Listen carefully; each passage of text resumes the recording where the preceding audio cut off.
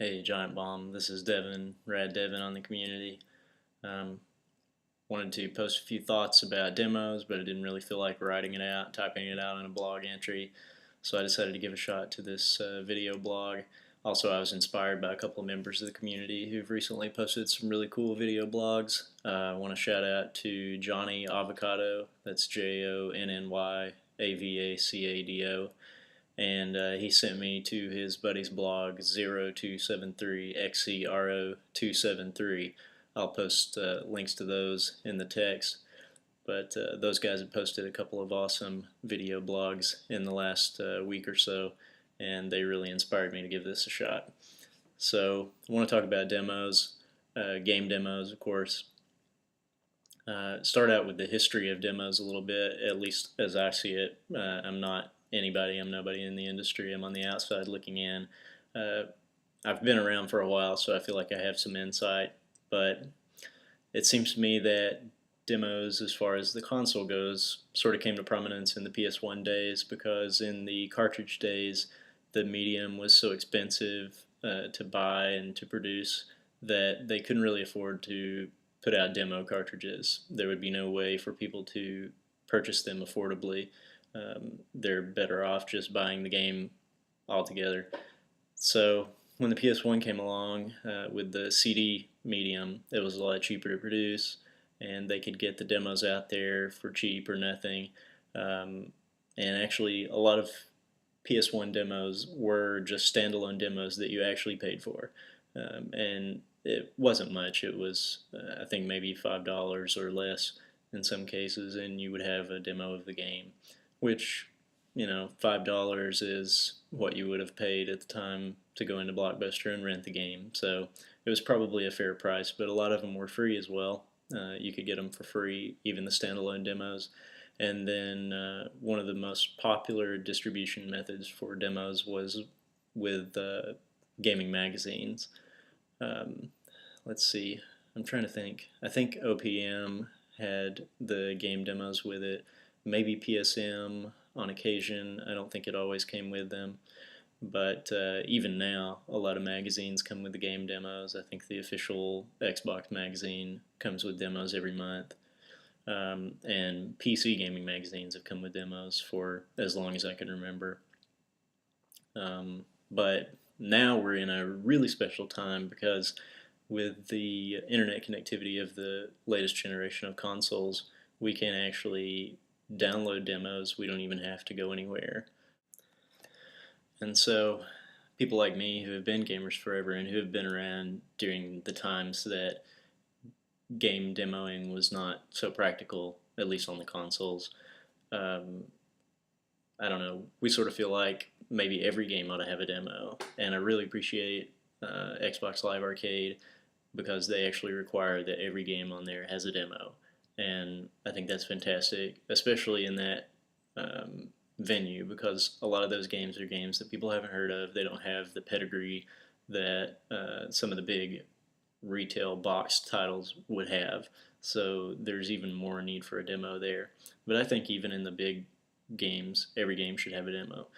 The problem is, people have done research, and don't ask me where this research is, but I've seen it somewhere, that says that demos can and do actually reduce the sales of games.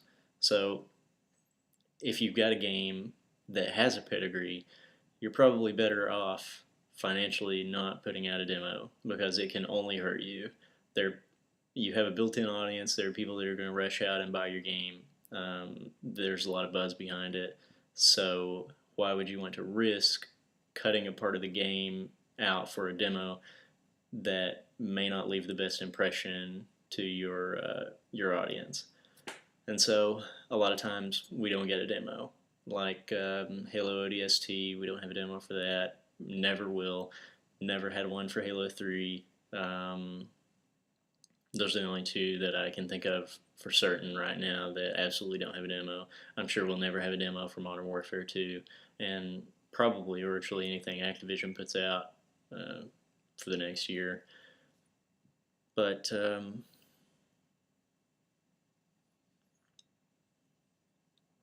sometimes we do get demos and they sort of do the game a disjustice. Like, I didn't really care for the Resident Evil 5 demo. I played that and I was really lukewarm on the game. I was pretty excited about it before playing the demo, and then after I played the demo, I wasn't so sure. I ended up buying the game anyway, and I'm really glad that I did because my wife and I played through the whole thing and it was fantastic. But I almost didn't buy it because of the demo. I feel like they cut, honestly, I feel like they cut the most difficult part of the game for the demo, which is ridiculous because they don't run you through any kind of tutorial. I hadn't played Resident Evil 4, which I know is bizarre, but so I didn't really have any frame of reference. So I was just flung into this scenario, which I still think is the most difficult scenario in the entire game. And I don't think that's a good first impression for a game. I don't think that's a good demo. There could have been a good demo of Resident Evil 5. I don't pretend to know what it would have been, but I'm sure there are other parts of the game that would have been more representative for prospective new players to show them what they're getting into. Um, I also think the Batman Arkham Asylum demo was a lot of fun, but I don't think it nearly represented the gameplay that was included in the final product, and I don't think it even hinted towards it.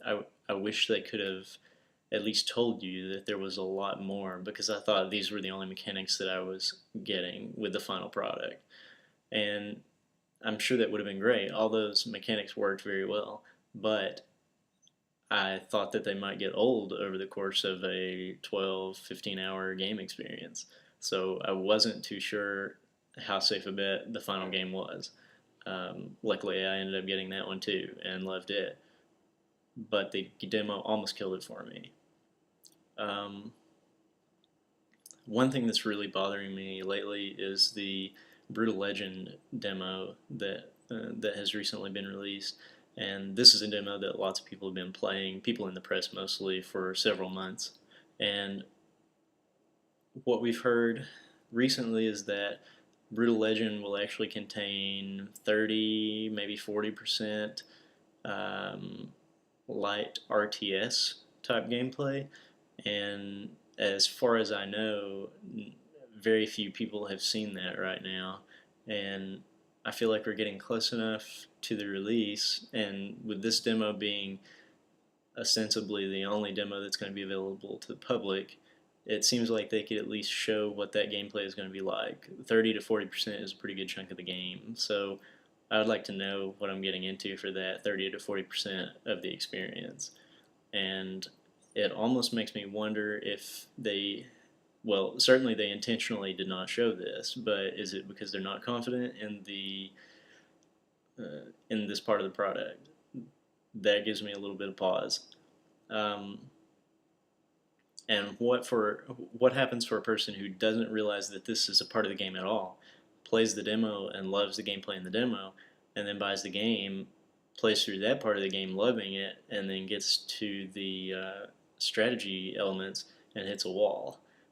I really feel like that person has been done a disservice because they had no way to know that this is what they were getting into. I feel like the demo should in some way represent that that is part of the game. So tell me what you think about demos. Tell me about experiences with demos. I want to hear back from people. And if this is a success, I may do it again in the future. Thanks for watching.